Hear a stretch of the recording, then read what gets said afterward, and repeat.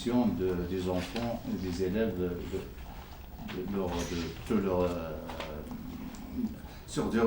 au cours de c'est pas le primaire jusqu'à l'universitaire, parce que l'expérience a donné que lorsqu'on compare deux enfants, un qui a subi un petit peu, qui a bénéficié du préscolaire avec un autre qui est grand, parce qu'au cours de cette année, au début de l'année, on a déjà conclu une convention dans le cadre de l'NDH, avec bien sûr la participation de notre conseil provincial et le conseil de deux communes rurales les plus éloignées, Tilmi et Msmerir, et l'éducation nationale, avec une association dynamique au niveau de Tilmi pour la construction de 30 classes de primaire.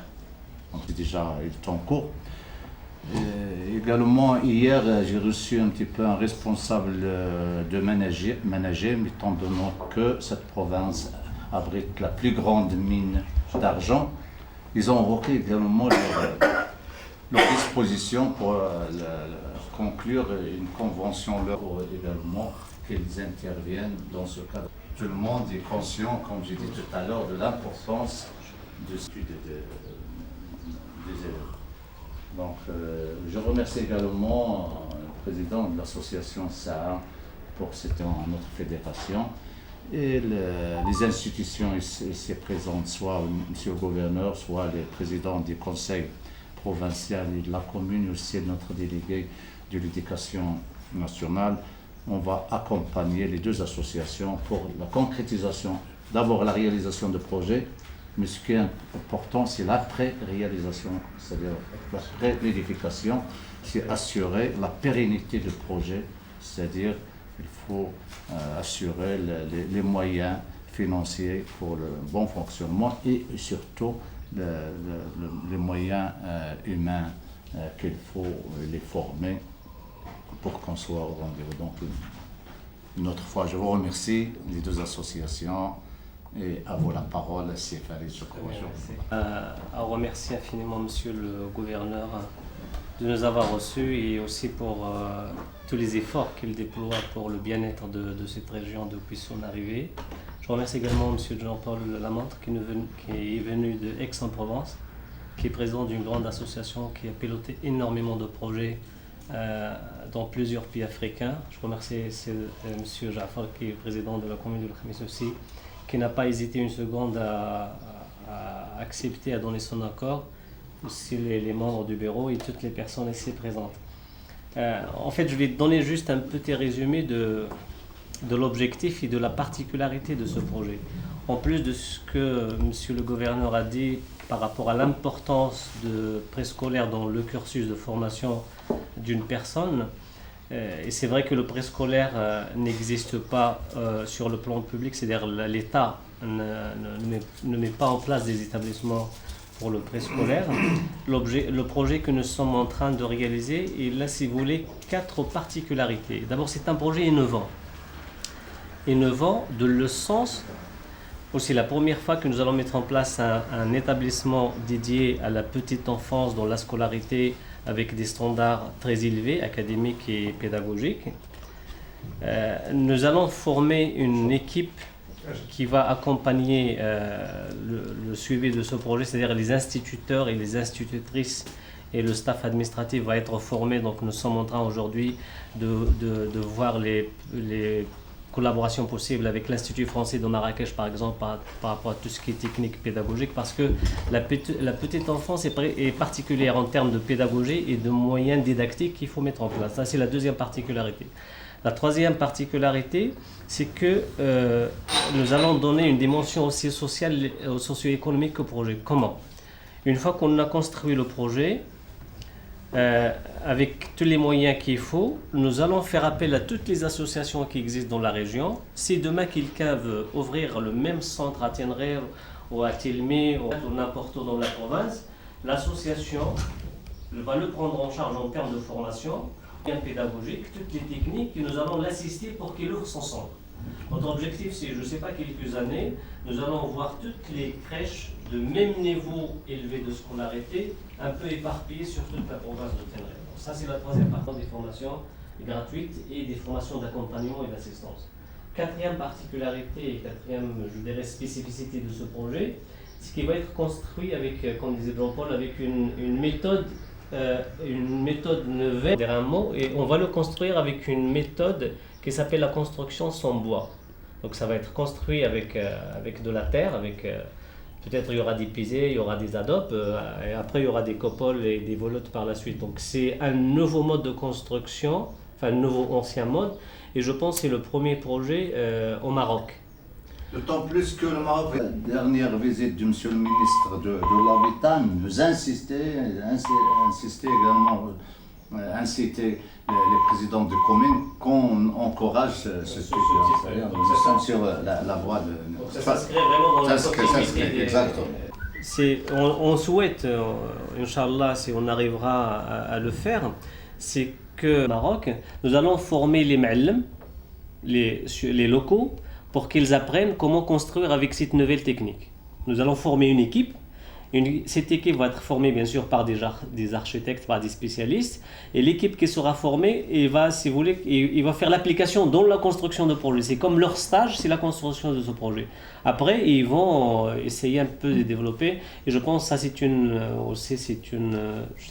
action qui va nous permettre de revaloriser le patrimoine culturel de la région avec le renouveau de cette construction. Alors, voilà, si vous voulez, les 4 points, les 4 particularités. Maintenant, la convention qui fait objet de cette réunion, c'est une convention quadripartite. La commune de Khmesdas, où le projet sera implanté, c'est le donneur de terrain et monsieur le parce que le gouverneur sans conseil provincial, on en a un. Non, le président. Hein. C'est le Hajj Brahim, excusez-nous, parce que non, on ne connaît pas tout Non, il va signer à côté de monsieur le gouverneur. Donc, on va une exception, on bénéficiera. Donc le conseil, le provincial et monsieur le gouverneur qui représente la province, ce sont des parents, c'est-à-dire c'est un soutien moral. De personnes responsables. Et nous, on a un petit objectif, c'est de s'occuper des enfants d'Afrique et du Maghreb. Voilà, pour leur développement, parce qu'on est convaincu. C'est quoi d'Afrique? L'Afrique, c'est toute l'Afrique. Les petits doigts, je l'ai un petit peu retenue. Je crois une association, les petits doigts de l'Afrique. Les petits donc, les petits doigts d'Afrique, alors ça veut dire Société d'architecture et d'autoconstruction. Parce qu'on sait très bien que l'architecture, c'est une donnée qui est arrivée beaucoup plus tard dans le processus de la pensée humaine. Mais la construction, en réalité, l'autoconstruction, en réalité, est apparue dès le départ de la civilisation, puisque les gens ont commencé à construire des abris, etc.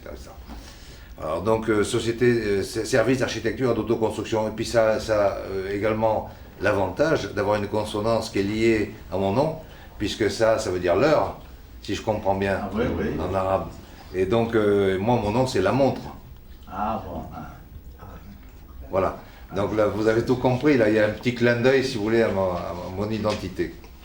Ceci dit, les petits tours d'Afrique, parce qu'on pense que les équipements que nous créons sont des outils à toute l'enfance pour développer son territoire. Donc nous, on a l'ambition d'aider ces enfants-là, et donc on construit des équipements pour eux. Voilà. Donc la particularité donc, de nos constructions, donc, ça a 2 volets. Son principal intérêt, c'est de construire des bâtiments à caractère public pour les enfants de l'Afrique francophone et du Maghreb. Ça, c'est l'aspect, je dirais, socialisant de notre action. Le deuxième aspect, c'est de construire en terre crue, pour réhabiliter finalement ce mode de construction qui est bien connu de l'Afrique et du Maghreb, puisque regardez, dans le sud marocain, on construit en terre très facilement. Mais on va rajouter à ça, si vous voulez, une technique qui est ancestrale, qui s'appelle la construction sans bois, qui a été inventée par les Nubiens en 3000 ans avant aujourd'hui, quoi, moins de 3000 ans. Construction sans bois, justement pour protéger, parce que bois de coffrage et bois de construction. Donc aucune utilisation du bois. De protéger, parce qu'on sait que la désertification progresse avec la coupe du bois. Et donc on protège les zones sahéliennes avec ça. Voilà, je pourrais vous parler pendant encore 2 jours, mais je pense que là ça suffira. Je crois que le secrétaire général, monsieur le président du conseil provincial, monsieur Jean-Paul Sifarid, nos amis les chefs des services extérieurs, les amis de la société civile. Donc, comme vous connaissez l'importance, tous les intervenants ont déjà cité l'importance de la préscolarisation, donc de cette formation, dont le processus de scolarisation des étudiants. Donc, pour nous, on a prévu ça dans la planification de la commune. On a déjà réservé une place près de la commune pour la construction de foyers féminins et de crèches d'enfants. Donc, maintenant, alhamdoulilah, c'est l'occasion, c'est le seul handicap qu'avait la commune. Maintenant, Inch'Allah, c'est réussi, donc dans un bon effort. On est prêt donc, à mettre à disposition ce minimum, cette bijouterie comme art de construction qui nous revient à notre méthode de construction ancestrale de la région, dans un bon uniforme, je pense, et avec de nouvelles techniques. Donc j'espère la réussite, notre réussite dans ce domaine, et généraliser l'information sur toute la province, Inch'Allah. Ouais. 1 milliard d'euros, 2 milliards. Je ne sais pas, on n'a pas encore défini la taille du projet. Non, c'est ça. Donc on ne sait pas quelle est la. Mais les composantes, je crois, elles sont citées dans la convention. On a défini les composantes du projet, mais on n'a pas défini encore sa dimension, la taille et les surfaces. Donc, Il y a quand même une marge. Je sais pas, ce que je peux vous dire, c'est que un projet comme ça, le dernier projet qu'on a fait au Niger, il nous a coûté 100 € le mètre carré. Combien? 100 € 100 € le mètre carré. Utile. Il y a presque 800, hier on a fait une 8600 mètres carrés. Fiche technique du côté financier, vous la laissez avec le chiffre. Je vais vous donner le chiffre. Mais on s'est dit hier que nous allons, tout dépend de l'état d'avancement, nous allons essayer de faire un aussi de financement. Nous allons essayer de faire par exemple 2 ou 3 tranches, ça dépend. On verra par la suite. Ce sera le maître d'ouvrage sur le terrain, c'est-à-dire il faut quelques mettre les points sur. Oui, bien sûr. C'est nous qui allons avoir la fonction, c'est l'association SAA qui va avoir la fonction de maître d'ouvrage délégué, qui va piloter tout le financement du projet et qui va le faire aboutir à son terme. Comment on va faire sur le règlement? C'est-à-dire que ce qui va se passer, c'est qu'on va créer un compte en banque. Là, on est dans l'opérationnel. Ce qu'on a fait, on crée un compte en banque dans le pays avec une banque du pays et on transfère tous les fonds qui sont dédiés à ce projet sur ce compte-là et on paye sous contrôle de l'association, je dirais, SAA. Oui. On contrôle les travaux puisqu'on fait la direction des travaux. Oui. Et on paye quand on est satisfait de la qualité des travaux et on paye puisqu'on est titulaire du compte, on paye les entreprises au fur et à mesure, on n'a pas le droit de faire du bénéfice. Donc par définition, le budget qui a été demandé correspond à l'investissement. Donc normalement on doit terminer RECRAC. الهدف ديالنا ولو غايب والحلم ديالنا هذا البروجي ان شاء الله يتيلارجي باش اي واحد مثلا عندنا المجازين عندنا البنات عندهم ليسونس ما يخدموش اي واحد بغى يدير لا كريش ديالو لو بروغرام اللي خصو يتقرا وغادي ياخذ هذاك الشيء ويديه للدوار ديالو ويحل لا كريش ديالو ويبقى يقيد الناس على حد احنا وناس يجير اي كوم نو سي اون اسوسياسيون on va pas réaliser des bénéfices. J'ai dit, c'est-à-dire que les enfants... Je ne le connais pas bien, quoi, mais c'est pas interdit quand même que dans certaines configurations, il y ait peut-être une participation des gens quand on... Je prends un exemple. Normalement, c'est des établissements de jour, ça. C'est pas des établissements qui sont chargés de travailler la nuit. Oui. Donc il n'y a pas d'internat. Oui. Mais il n'est pas impossible que parfois, des parents aient besoin de garder leur enfant 3-4 jours, 5 jours, une semaine, j'en sais rien. Et à ce moment-là, ça peut être une prestation, je dirais, payante, mais au niveau au niveau uniquement du débordé.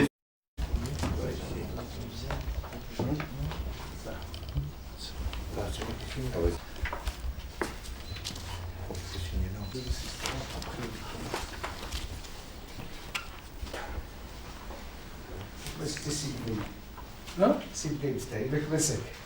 لا لا ما كاينش فداها. الله يمسلك النعيم.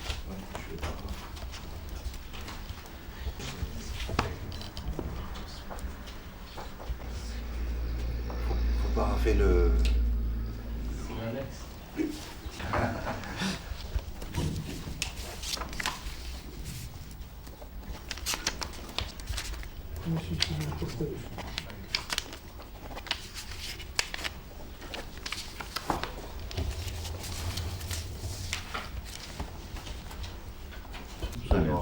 Jusqu'à Guélimine, Tantan. Vous étiez déjà au lac Eriki. Oui, j'ai passé le réveillon du jour de l'an 2000 au lac Ireki, avec une bande de copains.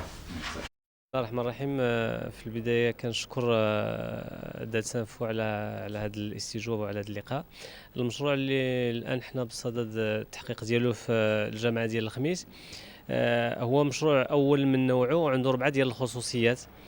أولا هو مشروع إيكولوجي كيحترم البيئة، ومشروع كيهم واحد المرحلة اللي هي حساسة في التكوين ديال الأطفال اللي هو لو بريسكولير، التعليم الاساسي اللي الدوله ما كتوفروش للاطفال. وجميع الدراسات بينات بان اذا كان التعليم الاساسي قوي ومزيان وكيدار على الاسس البيداغوجيه اللي هي علميه، من بعد الاطفال ما تيكونش عندهم مشاكل في التعليم ديالهم. والخصوصيه الثالثه ديال هذا المشروع ان شاء الله هو انه غادي نبنيوه بواحد التقنيه اللي هي جديده، اللي هي لا كونستركسيون سون بوا، يعني واحد التقنيه اللي غادي تمكننا اننا حنا غادي نكونوا المعلمين اللي كيبنيو بالتراب سيدير بلو بيزي وبلادوب في المنطقه، انهم يتعلموا واحد التقنيه جديده اللي ربما يقدروا يستعملوها وغادي تجر عليهم بزاف ديال النفع في الخدمه ديالهم. الخصوصيه الخامسه ديال او الرابعه ديال هذا المشروع هو اننا غادي نكونوا واحد الفريق البيداغوجي، غادي نكونوا سواء في مراكش سواء في فرنسا، وهذا الطاقم البيداغوجي اللي غادي يشرف على التسيير ديال هذه المؤسسه اللي هي لا كريش بيلوت في المنطقه، هو بدوره غادي يساهم في التكوين ديال جميع الاشخاص اللي من بعد بغاو يخلقوا المشروع ديالهم. حنا كفيدراليه الورود غادي تكلف بالتكوين ديالهم وتعطيهم جميع الوسائل البيداغوجيه وجميع المقررات اللي كتقرر في التعليم الاساسي، وغادي نديروا واحد النوع ديال المصاحبه حتى يوقفوا على رجليهم ويلونسيو المشروع ديالهم. الهدف ديالنا هو ان هذا المشروع ان شاء الله غادي يبدا في الجامعه ديال الخميس، ولكن بغينا ان في جميع الدواوير اللي كاينه في العمليه ديال التنغير في كل دوار تكون واحد لاكريش فاش يمشيو الدراري الصغار يقراو قبل ما يوصلوا للابتدائي. شكرا.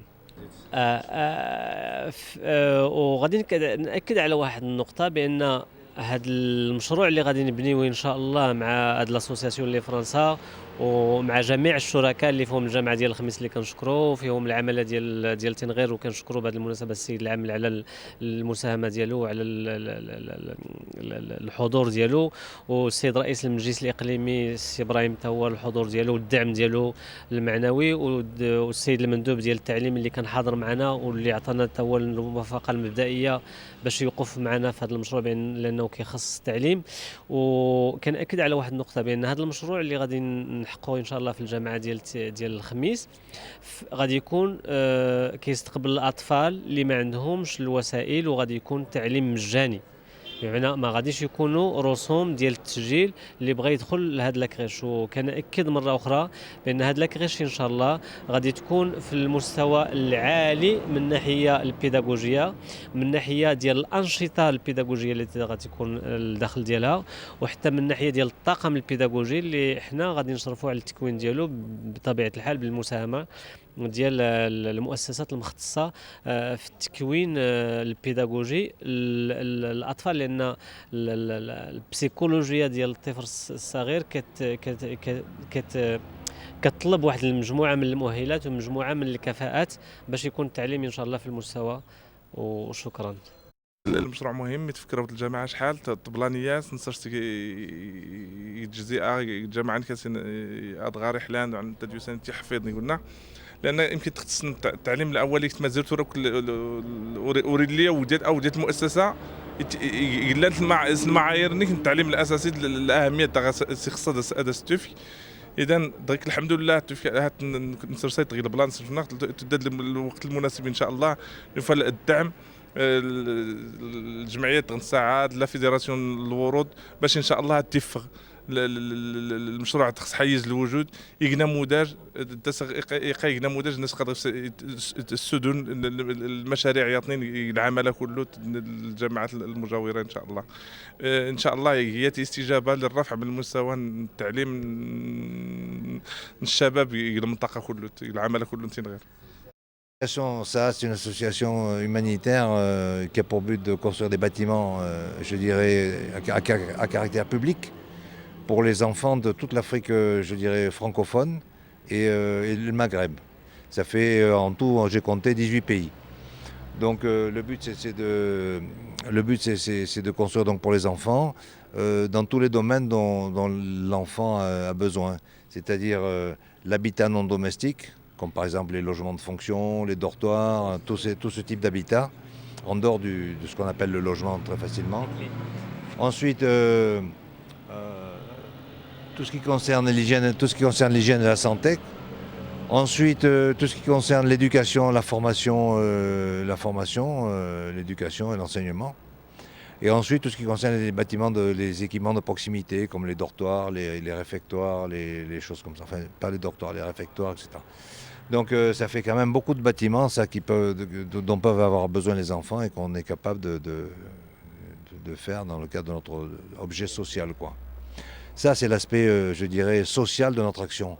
L'aspect, je dirais, technique, c'est du développement des pays, parce qu'on cherche à construire avec des méthodes, je dirais, des méthodes ancestrales, quoi.